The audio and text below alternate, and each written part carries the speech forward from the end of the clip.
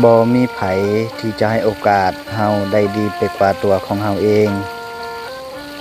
เพราะฉะนั้นเฮาต้องสร้างโอกาสให้ตัวของเฮาเองแล้วก็ให้กำลังใจให้โอกาสให้กำลังใจดูแลตนเองเพราะว่าทุกสิ่งทุกอย่างที่เฮาจะต้องดำเนินหรือว่าจะต้องเฮ็ดนั้นสุขภาพต้องมาก่อนถ้าว่าสุขภาพเฮาบ่ดีก็บ่มีความหมายเพราะฉะนั้นต้องอย่าลืมให้กำลังใจให้โอกาส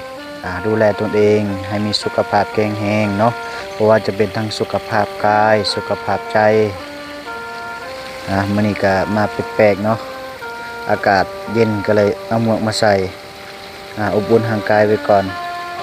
เพราะว่ายันบ่สบายเพราะว่าอยู่นี่ลมมันอยากแห้งแน่เนาะ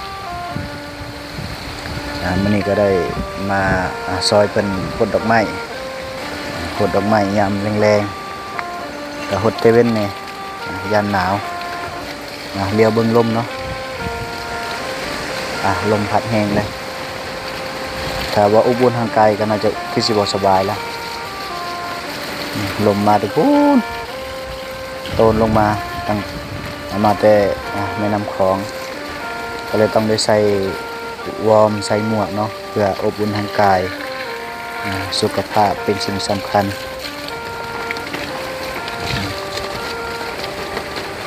ก็หดดอกไม้ซอยครูบาอาจารย์ก่อนจะได้กลับสวรรค์เขตก็มาอยู่น้ำเพิ่น 2-3 มื้อเนาะก็2-3 มื้อ4 มื้อ 5 มื้อละจะต้องช่วยเพิ่นหดดอกไม้แน่เพิ่นอยู่องค์เดียวมาอยู่เป็นหมู่เพิ่น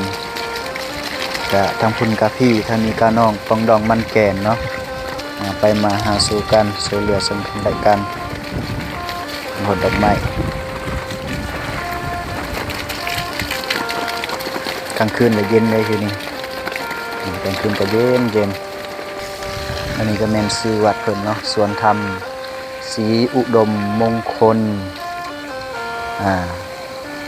ตำบลคำปาหลายอำเภอเมืองจังหวัดมุกดาหาร